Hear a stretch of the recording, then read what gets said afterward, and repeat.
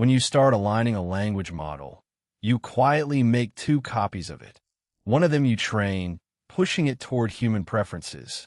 The other you freeze solid and never touch again. That frozen twin is the reference model, and it might be the most underrated piece of the whole alignment stack. It is the fixed anchor that lets a model change its behavior toward what people want without forgetting everything it already knew. Get it wrong, and alignment turns destructive. Get it right, and the model shifts gracefully. Let's dig in.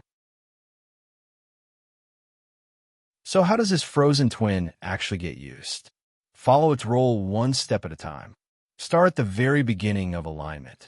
You take your instruction tune model and clone it into two. One copy becomes the policy you will train and update. The other is frozen and set aside as the reference, never changing for the rest of training. In practice, that reference is usually the supervised, fine-tuned model you just finished. Now train the policy. Over many steps, it shifts toward human preferences, raising the odds of responses people prefer and lowering the ones they reject. It is the only copy that ever changes, and it slowly drifts away from where it began. At every step, compare the two. We look at how the training policy's outputs differ from the frozen reference, using that fixed twin as a stable point of comparison that never moves under us.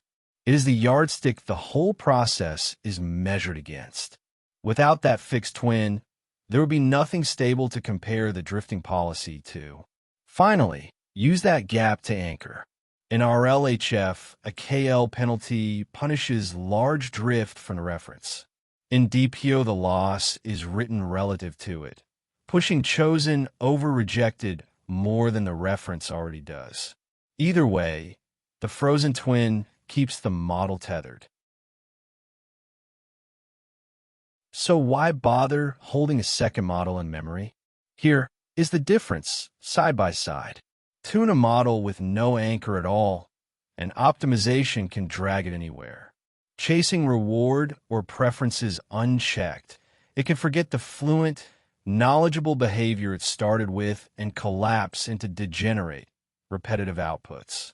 There's nothing pulling it back towards sense, and the capable base you began with quietly erodes. Keep a frozen reference beside it, and everything changes. Every update is measured against that fixed starting point, so the model can move toward human preferences while staying tethered to the trusted base it began from. Alignment becomes a controlled step away from a known good model, not a free fall into whatever the optimizer stumbles onto. That tether is precisely what keeps alignment from being destructive.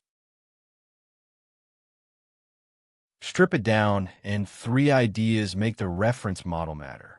It is a frozen copy of the starting model.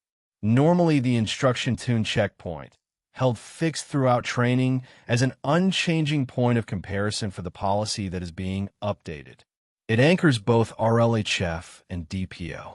In RLHF, the KL penalty measures drift from it.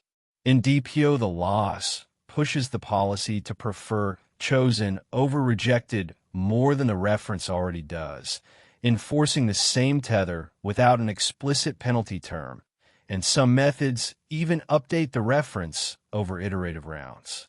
It keeps alignment from destroying base capability. By tethering the tune model to a trusted starting point, it prevents catastrophic forgetting and collapse into degenerate outputs, at the real cost of holding a second frozen model in memory during training, and its choice genuinely matters for the outcome. All right, let's lock in what matters. A reference model is a frozen copy of the starting model that alignment methods measure the tune model against. You begin alignment by cloning your model into a trainable policy and a frozen reference, and only the policy ever updates from there. In RLHF, its KL penalty anchors the model against drift. In DPO, the loss is written relative to it, enforcing the very same tether. The takeaway is that alignment is not learning from scratch, but a controlled move away from a trusted starting point. If you enjoy AI explained as clearly, there's plenty more waiting at standardy.com.